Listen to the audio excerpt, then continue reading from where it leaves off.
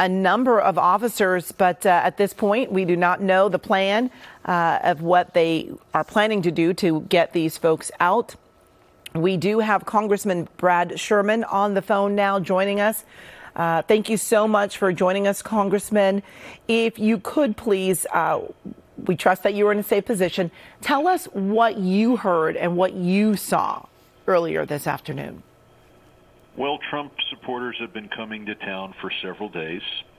I expected it to be difficult to drive into the Capitol complex, but it wasn't.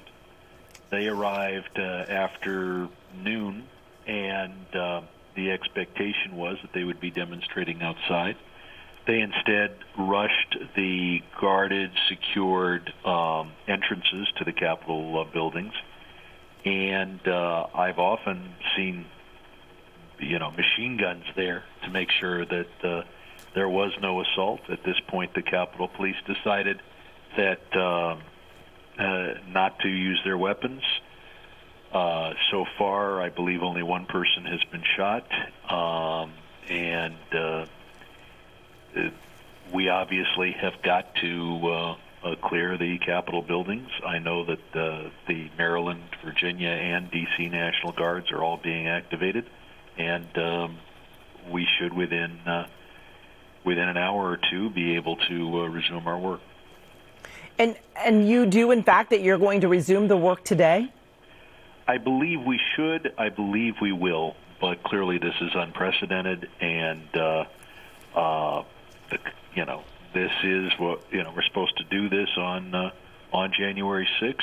I expected that due to procedural delays, et cetera, that this would go on for about 24 hours, and maybe this just delays us 4 hours, and maybe we're able to clear the Capitol. We can't stop democracy for this. Exactly.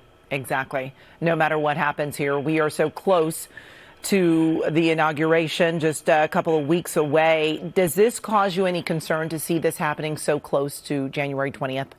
Well, they had already scaled down the inauguration for COVID reasons. They typically have bulletproof glass to protect the president during an inauguration. Whether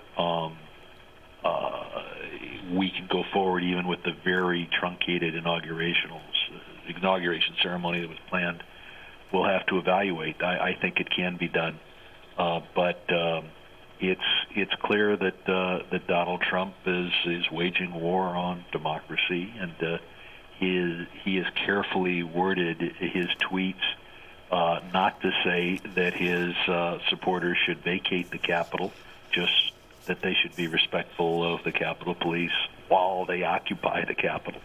And to have a president inciting an insurrection against the government of the United States is unprecedented. And we know that President-elect Joe Biden said that he was shocked and saddened. How do you feel seeing this? I mean, you're there. What's going through your mind about our country to see something like this happening in the United States of America at the Capitol? I'm shocked. It undercuts the view of American exceptionalism. I focused on foreign policy a fair amount over the last 24 years, and this is not surprising for what I would call a middle democracy, a country that is kind of democratic.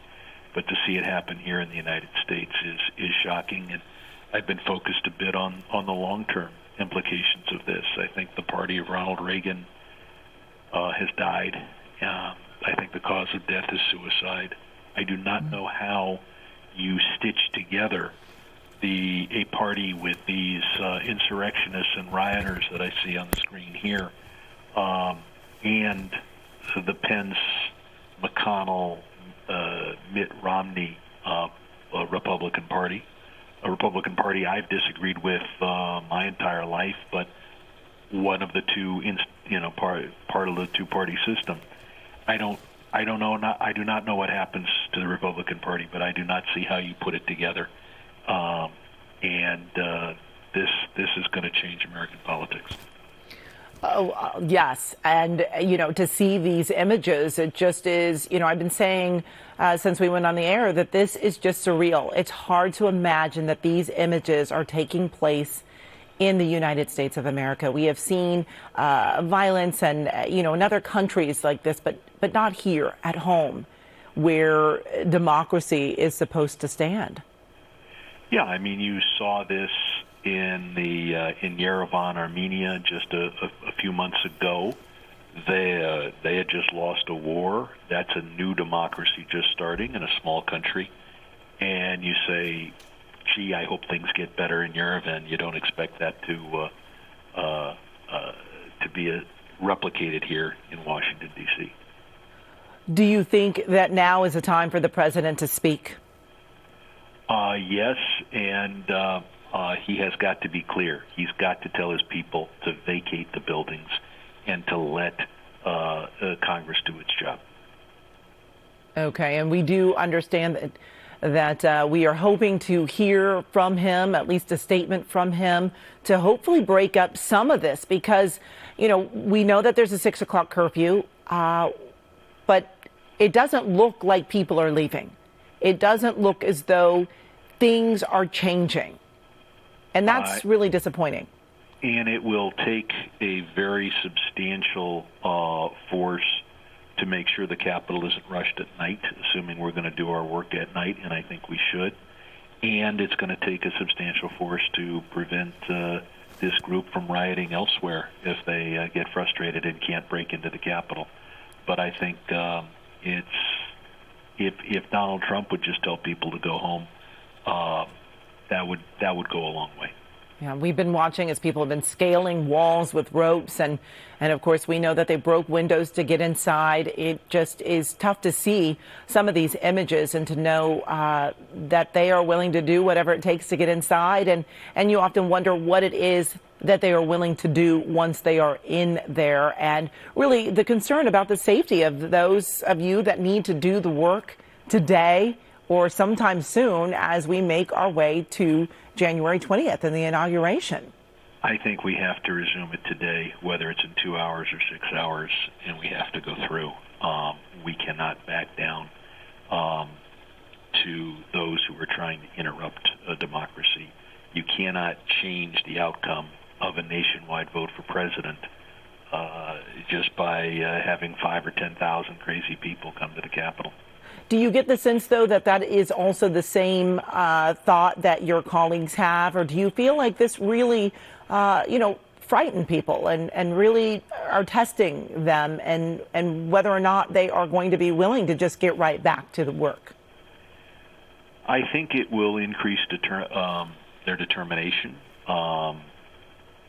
but we'll see. If for some reason we adjourn for a day, then we'll adjourn for a day. But my preference would be that you have enough force to make sure that the Capitol and the Capitol office buildings and the tunnels that connect them are secure, and that you resume the work. And people may have thought that they could go out for dinner tonight or for breakfast tomorrow morning. You've got to bring in some food, but there are some unused eateries here in the Capitol that used to do a hell of a business before COVID.